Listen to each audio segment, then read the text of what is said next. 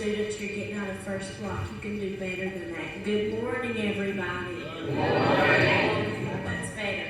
I'm really pleased to have all of our visitors, our guests, and of course our students from STEM, mechatronics. I think we've got some history students in here, some math students.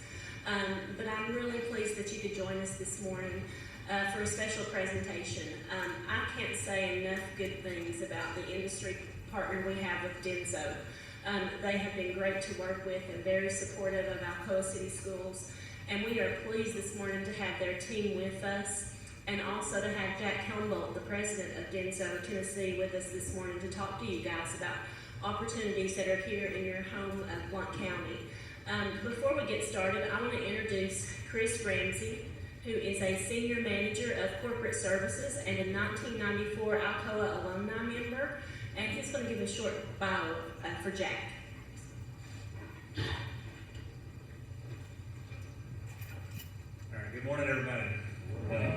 Today it's a really proud moment for me to be back here as an alumni, not just Alcoa High School, but Alcoa City Schools. I can't really believe how much this place has changed in my more than 23 years of not being here. Being a part of Alcoa taught me a lot of stuff, but two things really stick out over time. One is to have a really challenging mindset, and the other is a commitment to excellence. And as Patty mentioned, I'm currently Senior Manager of Corporate Services, but I really never dreamed that coming from a small town like Alcoa, that I would end up in such a large international organization like Denso. And what I'd like to do now is introduce you to someone who's been very important to me in my career development and been a key mentor to me over my time at Denso. He's really helped me understand not only the importance of Denso manufacturing, but the importance of manufacturing in general in North America. He's achieved many things in his career, namely becoming the first local president of our Denso manufacturing operations in North America. He's worked really hard to lead Denso into the future, as we just had a big announcement a couple of weeks ago. He's also one of only two non-Japanese executive directors in Denso's global corporation, and a key member of our North American board of directors. But the title that I'm mostly known by is simply Jack. And so right now, please help me in welcoming our president, Mr. Jack Helmboldt.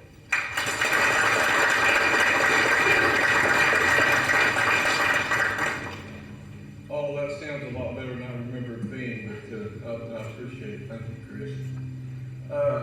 There were an awful lot of requests of me on what I should present. Probably what I'm going to end up doing is taking this microphone off and walking around. I hate to stand behind the podium a lot of times, so I'll probably do that. And even though it's boring, the request was some ideas about myself growing up in Tennessee and blah, blah, blah. So I'll try to give you a brief synopsis of that. Actually, I decided on my career when I was 12 years old. My dad was a factory worker at a company in Knoxville, and he came home that summer and was complaining to me about management in the company and how they treated them, and they're doing this to us and doing that. And so I stopped him and I said, why would they do that? What could they possibly hope to gain by spending all their time trying to basically kick you off? And he says, that's just the way they are. That's the way management is. I said, I can't believe that. So I said, when I grow up, I want to see it from the other side. And then I want to have this conversation again.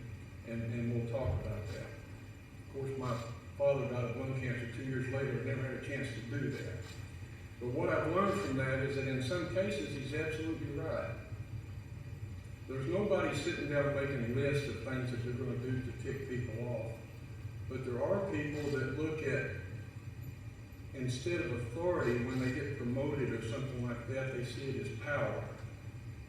And this power, they can tell these people what to do, and they can make them do anything they want to. And that's one of the things I want to change. I think respect is extremely important. And in every speech that I make, everything that I do in the company, I say, I want respect all the way up and down the chain of command. I want everybody to respect everybody, because we're all here basically to make a living. So I think that's important. For my college education, like I say, my dad died when I was 15, so I worked 40 to 60 hours a week the whole time I was going to college. I would schedule all of my morning classes so that I could leave and go to work till 9 o'clock at night, then I'd study till 2 or 3 in the morning, and then get up the next day and do it all over again. And Sunday, I worked till 6 o'clock, so from 6 o'clock, I probably slept until the next morning until I had to go back to school. So I think that was important for me because it made me think a lot about things. My major is in industrial management, but I started out in engineering because I thought that's what it would take to get to do what I'm doing today. But after I got there, I found out that I needed to change. So I have a background in engineering and industrial management, and even my postgraduate work is in engineering because I think that that's an important field. A recruiter placed me with Denso, the same recruiter that placed me with a company when I first got out of college. And what's funny about it to me today is that he called and said, "How would you like to interview with Smith and Denso?" And I wasn't looking for a job, it's just that he called me because he knew me. And I said, "What's a Smith and Denso?" Basically. But that Nippon on the front of Denso just means Japan Electrical Parts. So we dropped the Nippon name later on and made it Denso because we wanted to be known as a worldwide company, not just a Japanese company. So that became the important distinction there. So that's how I started with Denso. I hope that's enough basic information. I'm a graduate of Young High School, which is now a Kroger.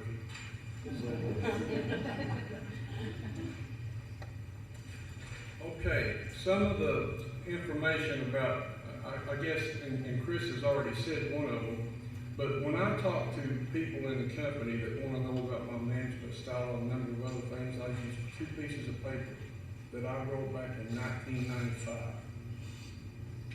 And they're just basic philosophies, so I don't have time to cover it all. When I cover these 2 sheets with anybody in the company, it takes me about an hour, and we don't have that much time. So I'm just going to hit on some of them. One of them, I tell everybody to call me Jack, like Chris said. Mr. Helmboldt, sir, none of that's important to me. I mean, everybody in the company is there to work, make a living, and I don't take my title with me when I leave the company. If I'm here representing Denso, that's okay. But outside of that, I don't want to be seen as President Jack, I just want to be seen as Jack. So that's more important to me. My basic management style is what I call participative management. And that's not permissive, not do what you want, but it means that I want to get all the opinions that I can from the people who work for me so that I can make the best decision. And even if that decision is 180 degrees away from what they expect me to do, I want to be able to explain to them why I can't do it the way they want to do it, what I know that they don't, that we have to be concerned about. And that collaboration or discussion is an important part of everything that I do. Listen, learn, lead by example, those kinds of things. So some of the things that I tell people is that I'd rather see you learn from your mistakes than be afraid to make a decision under your authority. If you're always afraid to make that decision, it's going to be hard to get ahead in life. You've got to be able to make those decisions, and sometimes they'll be wrong. But you can learn more sometimes from a mistake than by having somebody tell you how to do it. You don't learn much from that. I told them I don't like yes men. I don't like people that say yes to anything I say because they want to, they don't want to make me mad or whatever the case happens to be. That cuts off an avenue of communication. And I want people to speak up and say what's on their mind, and then we can move forward. If I don't know it's a problem, I can't fix it. So I would rather them tell me it's a problem. Teamwork versus individual performance. I'm more impressed with people who help other people than to do what they can to impress me with them. How they help other people. So I think that's an important aspect. I don't think that anyone is better or inferior to anybody else. So I tell people, don't feel downtrodden and don't feel like a boss, just be yourself. Nobody's better or inferior to you. And again, I've said I don't believe in talking up or down to anyone in the chain of command in a derogatory manner. I think it's very more important that you work well and get along. I think that everyone should bring something to the game. You all have some special skill. Whatever that skill happens to be, exploit that, use that, and that'll help you get ahead in life. I think you'll see that as you go through this process. I think that the true measure of a person is what they do and accomplish when no one is watching. It's the difference between doing a good job because you want to do a good job and trying to impress somebody that you're able to do a good job. So I think that that's an important aspect. And said to remember that people are your most important assets. Always will be. So you've got to think about that in every process that you have. And this is a statistic that I heard probably 30 or 40 years ago that I still believe. 85% of all problems are caused by management. So you need to learn to minimize and you need to learn to listen because you need to not be that problem. Less use of power and more use of authority and common sense. I mentioned that a few minutes ago, but some people are motivated by the power. And power should be implied. The authority is all you need to get things done, in my opinion. Bad habits and good habits. I think that it's important in every aspect of your life to establish a good habit. And it'll take you about 6 months to do that. But even if you're teaching somebody else or even yourself, if you allow a bad habit to take place, sometimes it can take up to 4 years to change that. So if you focus on developing those good habits up front, then you're going to save 3.5 years of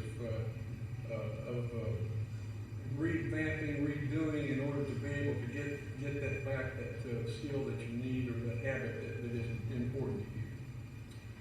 And I also tell everybody in the company that I want them to aspire to 2 levels up, and I want them to train to 2 levels down. And the meaning of that is that the more they understand what's happening above them, they'll better fit into that picture later. And if they're looking 2 levels up, they may hear something that makes them understand why their boss is telling them to do a particular thing. And the same going down. All of your direct reports you know really well, but you don't know how well they work with the people underneath them. So if you get involved in that level, you may find some diamond in the rough that's not getting the attention they need. So those are things that I focus in everything that we do. So that's my brief synopsis of this sheet. The other sheet has to do with leadership. And from a leadership standpoint, I think there's 4 main factors.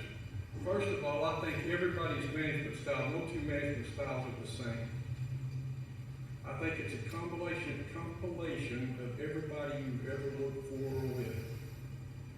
If there's something they do that you like and you enjoy, you make it part of your style. If they do something that you don't like, you don't make that part of your style. And there's good and bad points to that. If you've always worked, for instance, for an autocratic person, you're probably going to be autocratic, whether you mean to or not. You'll discount the things that you don't like, but you don't have any other experience, so that's where you'll be. So in that whole spectrum, that whole pendulum, if you work for people that fall all the way around there, you're going to be the best well-rounded person when you grow up. And I've had that opportunity. I've worked for extremely autocratic all the way to extremely permissive, and I think that's helped me grow and learn from that. But I think there's 4 main factors to leadership. One is to be a motivator. You need to be honest, credible, competent, and a good listener. I think those are important to that. And what I stress in the company is that there should be no malicious intent. You need to develop mutual trust with no malicious intent. If people trust you, they're willing to listen to the advice you give them and understand that it's for their benefit. You're trying to help them, not hurt them. You need to be an innovator. Now, everybody's not an innovator, but if you're not, that creativity, you need to at least be able to recognize that creativity. You need to, and because if you have that creative effort available to you and you learn from that, then you grow as well as the person that you recognize. An innovator seeks and seizes opportunity for improvement. That's what we call Kaizen, benchmarking, all of those kinds of things. I think those things are important. Third is to be a visionary. You have to be able to look ahead to how you're going the company. I tell our people that as a manager level in the company, you're the head of the day-to-day operations in the company. Once you get to Chris's level or above, senior manager, you have to start looking at outside environmental factors and how they're going to affect our future, and develop a vision on how you're going to approach that. I think those are important. So you need, how are we doing it now? Is it the best way? If it's not the best way, what is the best way? How long does it take to get there? And what are our milestone measurements that we're going to measure to know that when we get to that point where we want to be as part of that vision? And the last, which to me is the most important, is to be a good mentor, teacher, or coach. I don't want to be remembered as President Jack Helmboldt when I retire. I want to be remembered as a good mentor, teacher, or coach. So learn from your teachers. They're here to help you. I think those things are important. Okay, now I'm probably going to walk away so I can look at this instead of this. And can you stick me up louder now? Okay, Emily, if you'll start, we'll start with this. What I want to sell you all on today is manufacturing. I don't really want to sell you on Denso, even though we'd be more than happy to have you come to work for us if you want to in the future. 90% of Americans believe manufacturing is important for a strong national economy. 90%. But only 37% of parents encourage their kids to enter manufacturing. I hope to try to change that. Manufacturing is not like it was in the old days, and I hope in some of these slides you can see that. 75% of Americans fear the loss of domestic manufacturing jobs to other nations, which is happening. But only 18% of people view manufacturing as a top career choice. So, are you sitting there thinking, I don't want to be in manufacturing? It's not what it used to be. You should at least check it out, because there's a lot to be learned from it.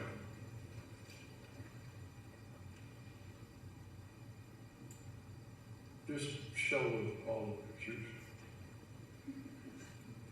This kind of dirty environment is what people think of when they look at manufacturing.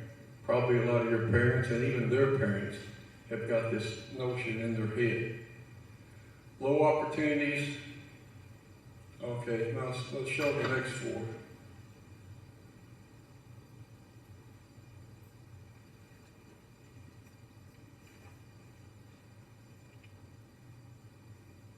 I was wondering if you had a fourth one.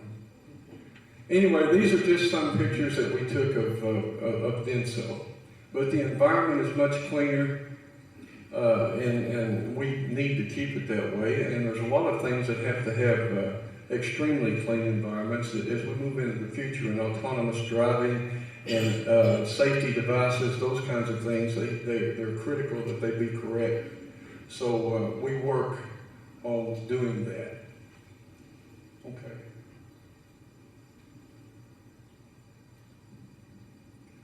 A little bit about Denso. Headquartered in Korea City, Japan. We say one of the world's largest automotive suppliers. Over the last 5 years, we've been first one time, we've been second 2 times, we've been third 1 time, and I think now we're fourth. But it's rotated. The companies that are up there with us are Magna, Bosch, and Continental. And those 3 companies have their growth by buying other companies, which gives them more sales and makes them the biggest. Denso, we've grown from within. We've developed all of our people from within. So we've made some small mergers and acquisitions, but not big enough to fight for that #1 spot. That's not what's important to us. What's important is to have a workforce that wants to be there and wants to stay with Denso. And my dream is that the people who do work there, that their kids will want to work there and their grandkids will want to work there, and that it becomes a family atmosphere, which I hope it is now, but it can always be better. But anyway, consolidated sales are $40 billion, 150,000 worldwide people. Okay, anyway. This car, world's smallest motorized car. It actually works. Now, it doesn't have an internal combustion engine in it, obviously, but it has power. And we run that. This car is only 6 millimeters in length. 6 millimeters. We actually had to invent equipment small enough to make the parts to go on this car. But it was to prove Dental's capability. So you can see it on the matchstick here. Okay, next. We also invented the QR code. But we saw this as being important to the world. So Dental gave this to the world. We didn't charge anybody for it, but the basic QR code was invented by Dental some time ago, and now it's universally used. Okay. This, you all have seen this on the Ford commercials, I'm sure, the Ford Edge, and there's other vehicles that have it now, where you run your foot under the back end and it opens the tailgate. That was also invented by Denso.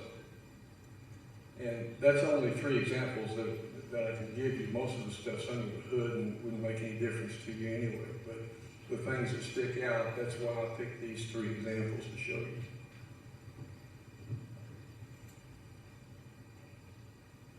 This is our mantra, for lack of a better word: protecting lives and preserving the planet. And again, preparing for a bright future. But these 2 key points is what we try to strive to do every day. Okay.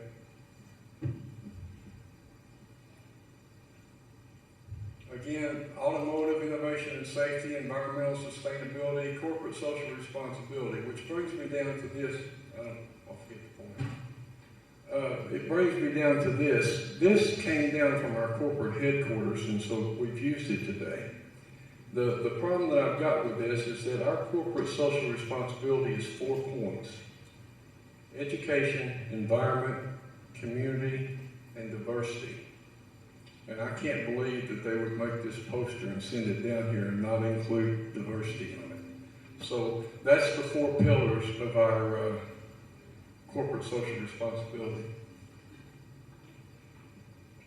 Okay, in North America we have about 22,000 people, South America about 3, Europe 16,000, Asia 45,000, and 67,000, the most obviously in Japan. 190 consolidated subsidiaries, 36 affiliates. Okay.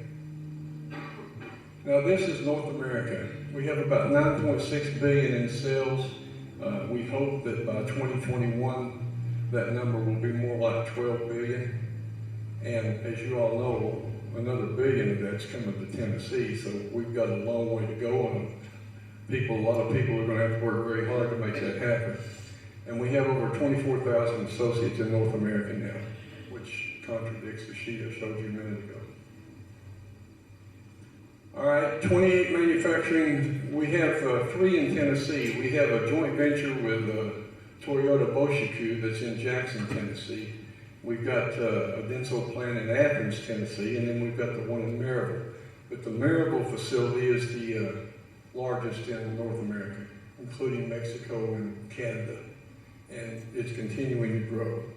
And actually, after we get through with the growth that we know right now, we'll probably be generating out of that one location about 10% of Denso's worldwide sales. So that's a big job, big responsibility, I think.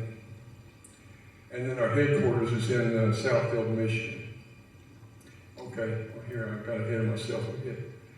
2.8 billion this year. By 2021, that number should be around 4.5 billion in sales with what we know already. The 3,900 associates, and then 800 temporaries and contractors. And the temporaries and contractors, and I say this in my respect quote, from some of them that I've talked to, they feel like that because an associate is a permanent associate, that they're treated like second-class citizens. So I also say include temporaries and contractors and be good to those people, all of the associates too, because they're here trying to earn a living just like you are. Okay, 4 manufacturing plants. The 101 plant is our starter alternator plant. We'll go through some of the other details on this later, so I won't mention everything that they do right now. We have actually about including the new consolidated warehouse, probably about 2.3 million square feet under roof. And of course, we're getting ready to build another plant too, so it'll be more like 2.5 or 2.6. And thus far, the investment's about 1.6 billion. Okay. Basic customer base. That other category includes a lot of other people, but obviously we've got GM, Ford, and Chrysler, and then probably the two biggest are Toyota and Honda, and obviously, so we have a lot of business with them. In that other category, we also make starters for the Harley-Davidson motorcycles, so there's things like that we do in Tennessee also. Okay, the Plant 101 plant is what we call our starter alternator plant. The main focus there is, again, starters and alternators. It's very simple. But this is like a commodity now. And especially as we get into autonomous driving and other things that we're trying to do, the other thing that we're starting this year is to go to electrification. Things that will go with hybrid vehicles or electric vehicles, inverters for the hybrid, those kinds of things. So we're expanding that business more rather than just this commodity.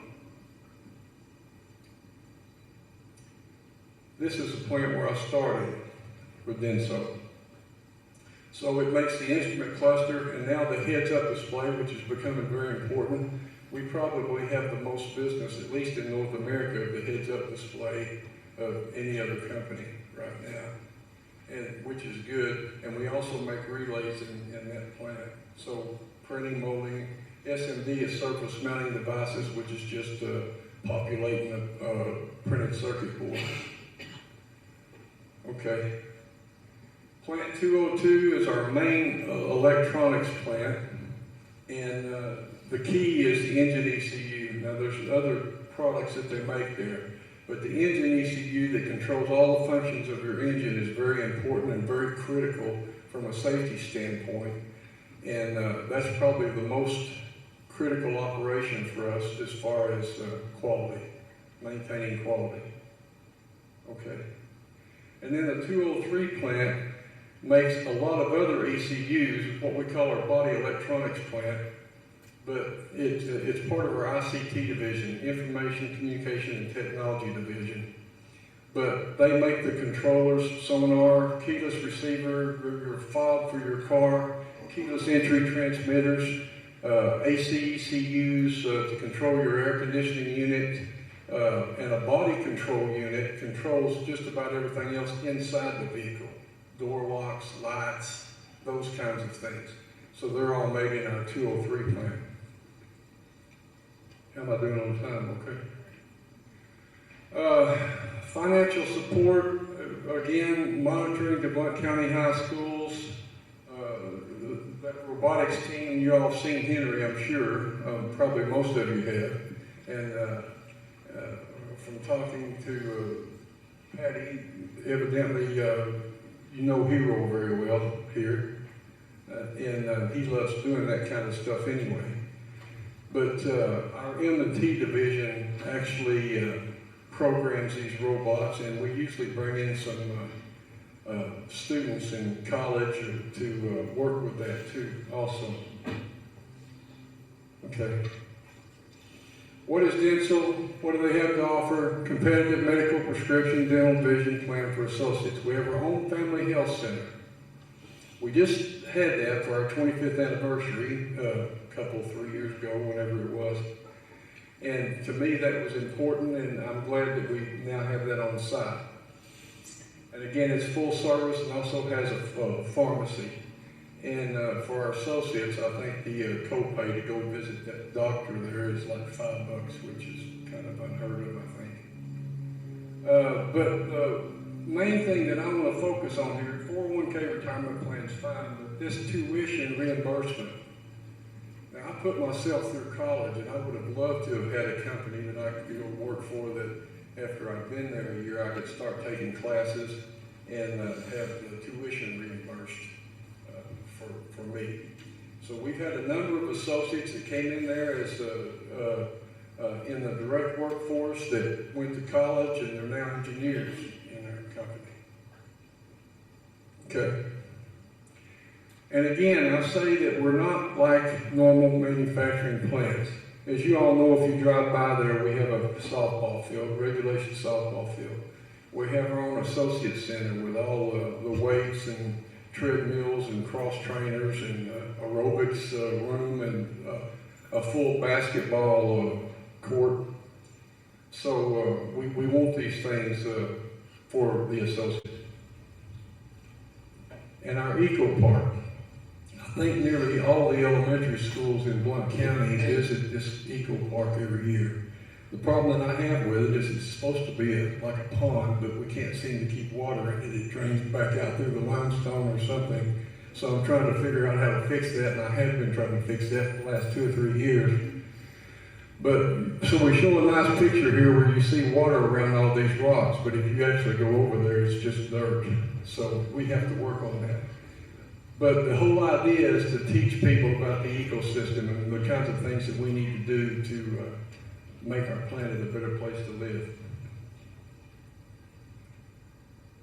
Okay, so that it?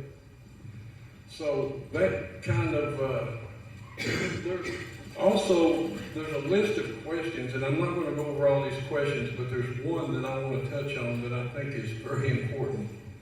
And it's the very last question on this list. Will robotic labor ever phase out human labor? And that answer is absolutely not. In the entire history of Denso, and I've been there since the beginning, we've never had a layoff. And I never intend to have a layoff. We went through some rough times. The tsunami in Japan that shut down a lot of our business, the Lehman Brothers shock back in 2008, they were things that hurt us. Luckily, we have some people that if they had their benefits, they would rather stay at home anyway, and they wanted to, so we allowed that to happen, but still carried their insurance for them. And everybody else who wanted to work and needed a paycheck, we found a job for them. We painted parking lots, and we painted walls, and we scrubbed floors, and we did whatever we could to make the plant better for the future, but kept them all on payroll. Robotics is important. The automation is going to help us compete, but we need skilled labor to run the robots. And we're never going to lay somebody off because we put a robot in place. That won't happen. So I think that's an important distinction. And there's a lot of questions about me, and I'll just hit a couple of them here and question and answer. If you want to hit any of the others, I'll be happy to answer.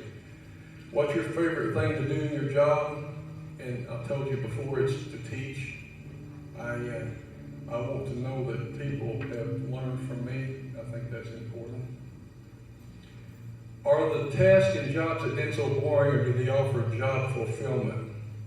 I think they offer job fulfillment, sometimes a little more than you really want. When I started with Denso, they asked me the question, Americans leave the job a lot. They change jobs all the time. They don't in Japan. They work for an entire career. So what will make you leave Denso? And I said, if I get bored. I can't stand to be bored. I have to stay busy. And they've never given me a chance to get bored. So that's worked out well. Sometimes I wish I was just a little bit more bored. I'm traveling so much now that I got back last night and I leave again this afternoon. And then when I get back from that trip, I'll leave Sunday for Japan for 2 weeks. But what that causes is that when I am here, my schedule is completely full. I've got to start it real early in the morning and stay till late at night just so everybody can have some time to meet with me that needs to meet with me. And it says, how often do you travel around the U.S. to see all the manufacturers? Actually, I'm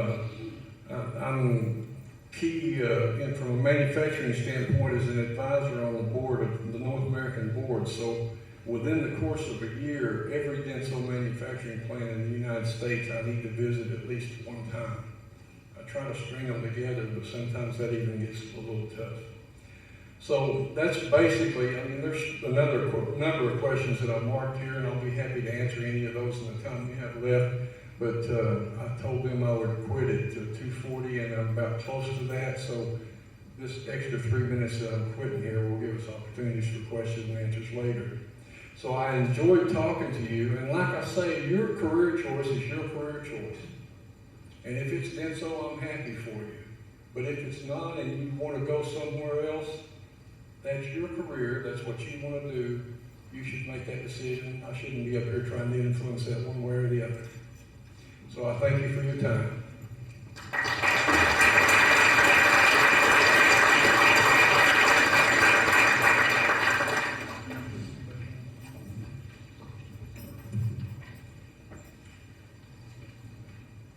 Thank you very much, Jack. I'm Emily Denson. I work in the recruiting department, and I just wanted to share a little bit about what your opportunities at Denso are, if this sounds like a company that you would like to work at in the future.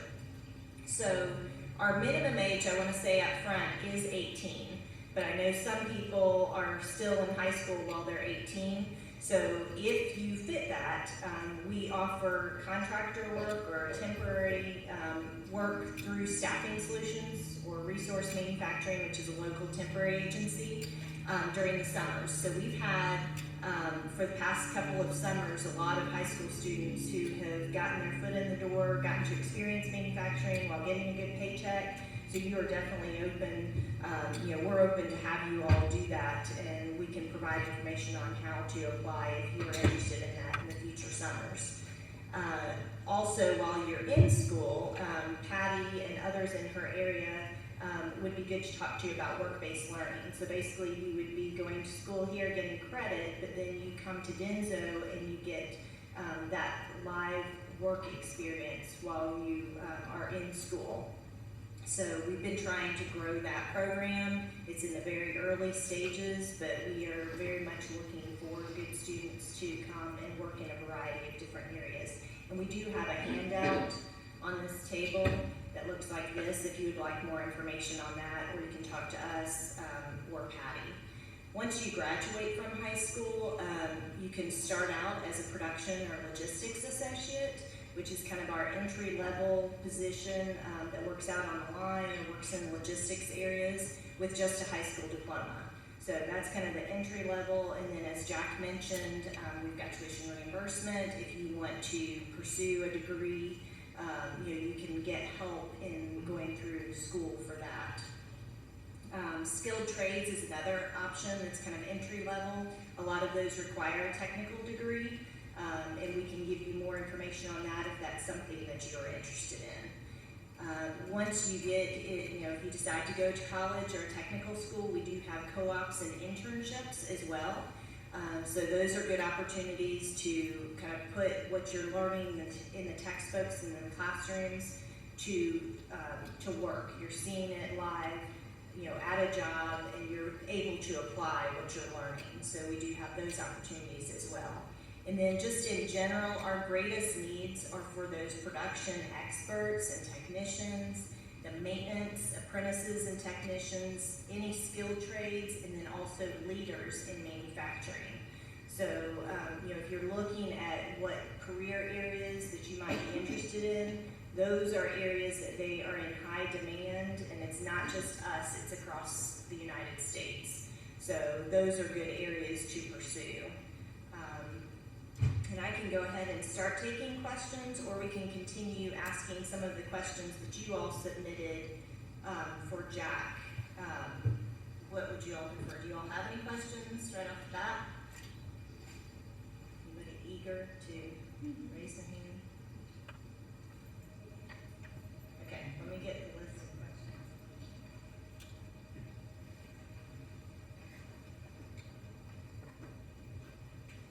Jack, are you prepared to answer what does a standard workday look like for you? I kind of answered that already. I think that it's more that this year, this next trip to Japan will be my 10th trip. I've been to Detroit no less than a dozen times, and to California about half a dozen times. But anyway, make a long story short, I spent more time in hotel rooms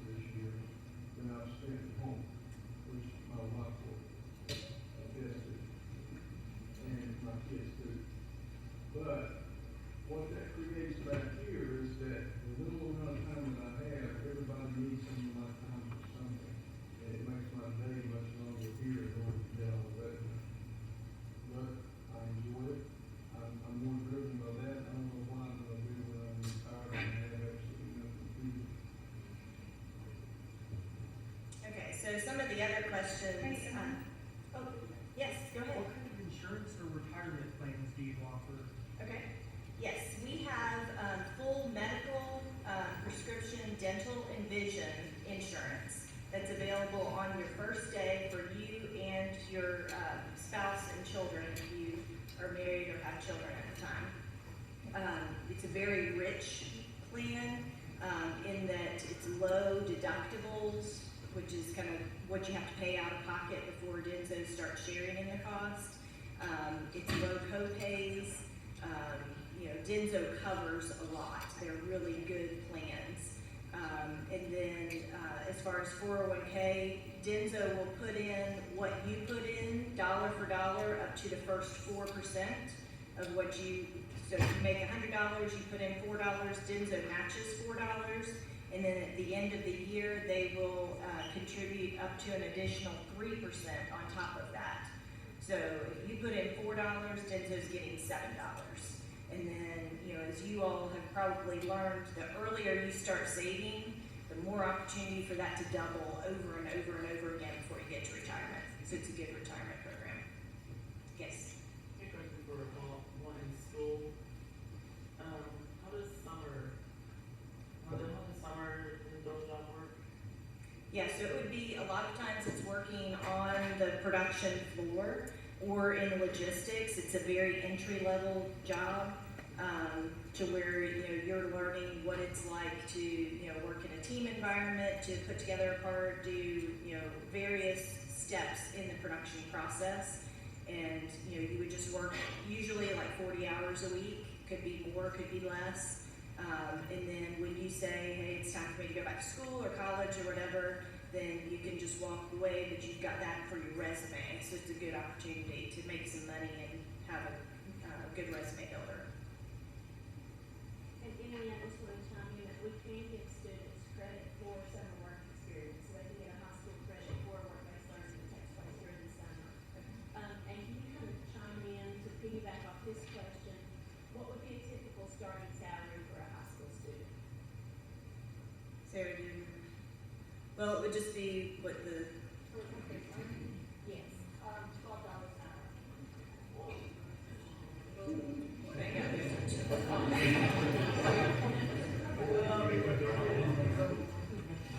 Other questions? Yes. How old do you need to start this? Like, do you have any, is there a certain age? Yeah, you have to be 18. Just with all the machinery and everything that we have, we require minimum age 18 for anything. And Emily, I'll also, and Sarah, I'll chime in on that as well. On November 1st, we have the Tennessee Career Center Job Bus coming here to Alcoa High School from 11 to 1. And they'll be available to help students with resumes, cover letters. And so I'm going to actually collect some resumes and cover letters to send to Sarah and Emily before we leave for winter break. So if you're interested in what they're talking about, come by and see me out in the front office. Yes. What if you have a job right now and you're in school? How does like being in school and having a job affect working for Denso? As far as whether it's positive or negative, Yeah, like how would that work? how do we look at it when we're interviewing? Yeah. Yeah, I mean, Sarah, do you want to answer that? Sarah's in our recruiting department, and Siobhan is also, both of them are talking to entry-level production associates quite a bit, so if you want to answer that question. Yeah, I think any type of work experience that you've established while in your high school career would be beneficial and positive in that interview. Absolutely. Okay.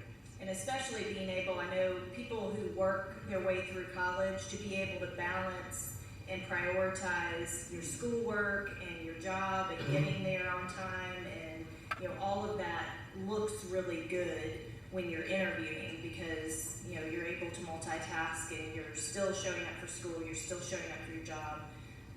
I think that looks good. Other questions? Okay, I'll pull. Emily, we've got one. Yes, Rachel. I thought you had one. Oh, okay. All right, so somebody asked about dress code requirements. So those who work out on the production floor are given uniforms. So it would be either, it would be long pants for safety reasons, and then either button-up shirts or t-shirts, can be worn. So it is very consistent, pretty much everybody wears that Denso logo, even our temporary associates have matching t-shirts that they wear, just for uniformity. And then closed-toed shoes, so all of it, you know, we wanna be a very safe environment for people to work in.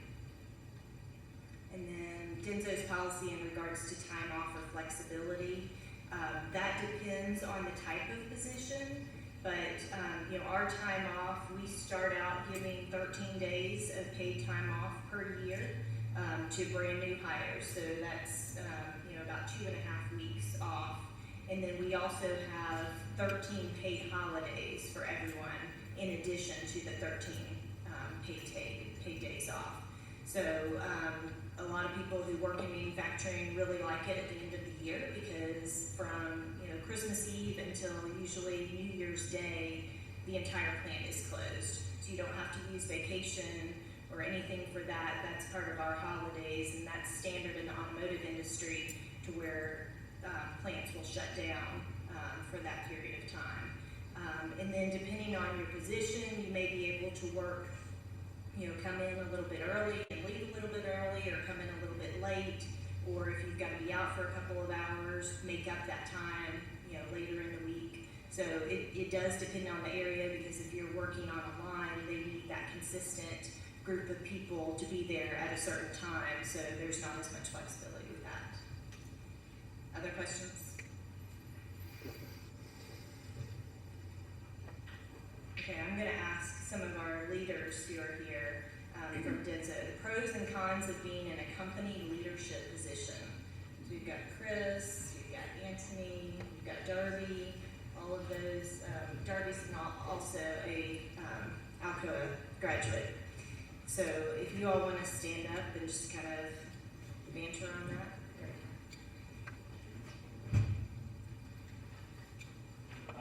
Pros and cons of being a leader in Denso. I say the pro is, quite honestly, like Jack mentioned, my day is pretty much as diverse as it can get. Every 5 minutes there's something new coming up. The con is every 5 minutes something's coming up, so I don't have time to do the best job that I think I can do. But quite honestly, the biggest pro for me is working with people. It really makes my day to try that I can really make a positive impact on someone else. And really, there's not too many other cons that I can really mention, other than just I really wish I did have more time to help everybody more personally. But in a day, it's only 24 hours, and there's only one me, so I have to prioritize that. Yeah, my name is Darby Abbott, and I'm manager of new product development. The slide before that showed the plant that makes the head-up displays and the instrument clusters, and also graduated from Alcoa in '92. The pro for me for leadership is the transition that I'm making right now. Is I get a lot of job satisfaction from seeing other people succeed, and people that Jack mentioned he wants to be a coach and a teacher. And I can imagine your teachers would tell you the same thing. When you see somebody who couldn't do something and struggle, suddenly you go away, you come back, and then they're doing it. It's really, you get a lot of personal satisfaction from that. The only con for me is, as I'm transitioning from being a working engineer to being a leader, is learning to, that I don't always have my hands on. And I do like doing some of that engineering work. That's a con for me that right now that I'm transitioning from a working engineer into a leadership position. I think, my name's Anthony Evans. I think similar to these guys, I get a lot of satisfaction in seeing people under me develop. Cons, when you transition into leadership, you don't have a lot, like when I was doing engineering, where at the end of the day, I could have this stack of drawings, or I could have this stack of output that I issued that I could see develop, in the later weeks. But now it's all watching other people develop, and your value to the company is measured differently. So it's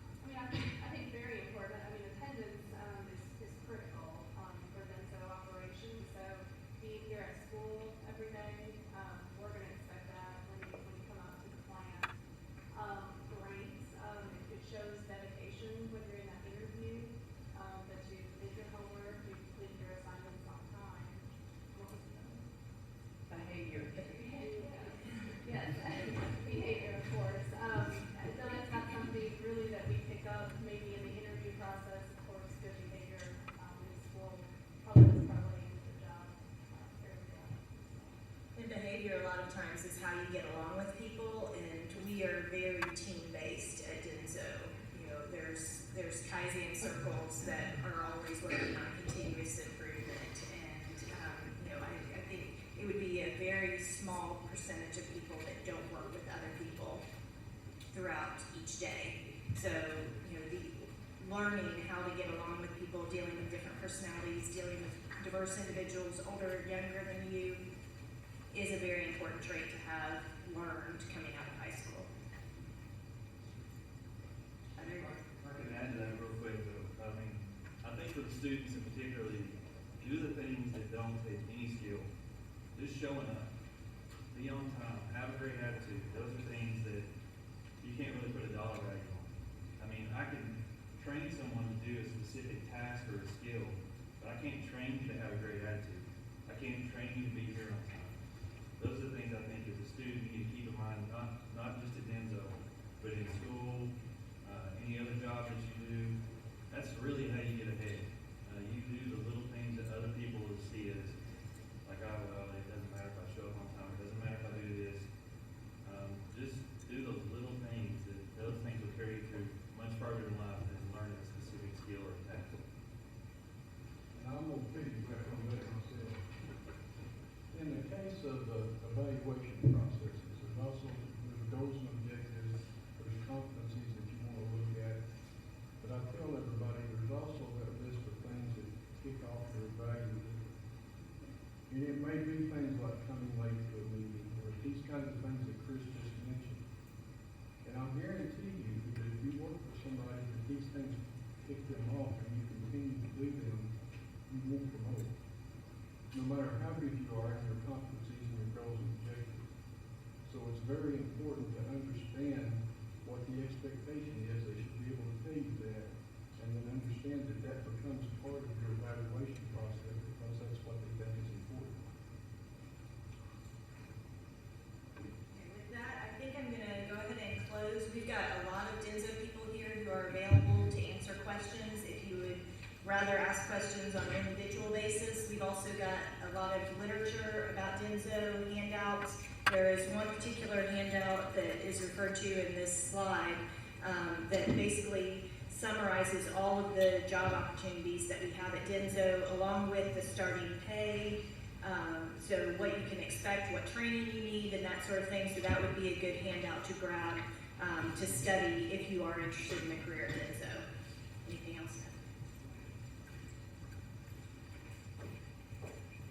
And real quickly, to the students that are here today that aren't enrolled in our STEM classes or our mechatronics class, we invite you to come by those classrooms and see the labs. Mr. Kerr and Mr. Dockery do a knockout job of helping prepare you for these skills and traits that they've talked about today that are vital for Denso to be able to be a productive company. We have a brand new mechatronics program at the Tennessee College of Applied Technology. And it just amazes me when I walk in each day to see the progress of the students and some of the things that they're doing. They've got that Denso robot whizzing around now, and they've also been wiring those PLC trainers and those electronic motor control trainers, and so I'm really pleased with the progress. And I'll brag to Nick, who's here today from the TCAP. Nick, if you'll stand up real quick and just give everybody a wave. But I'd really brag to Nick of how advanced our students are and some of the things that they've been able to accomplish this semester. So I'm really proud of this particular group. It's our inaugural group for this mechatronics class. But I know for the rest of you to come by and see what goes on in those classes. And I think it'll give you a better idea of what Jack's talking about with advanced manufacturing. It's no longer the dirty, oily, greasy jobs. And I often give students my own story of myself with a master's degree versus my husband with an electromechanical industrial maintenance certification. And guys, I have far more student loans than he does. And when we compare paychecks, his is, Dr. Bell, his is out there a little bit higher than mine. So, but again, the job availability is great, and I've watched him progress in his own profession, and I know those opportunities are out there for you guys, and I want to make sure that you're exposed to those opportunities, and that we're also supporting our local industry here in Blount County. So this is the conclusion of our program. Students, Dr. Bell, Ms. Rochelle, I think that they would like to get a picture you guys with Jack, if that's a possibility, so if you'll kind of stick around afterwards, and students, if you have any questions for the Denso employees that are here today, please come up afterwards and pose those questions individually if you'd like to. And then they also have some materials for you to pick up. Okay, thank you all for coming.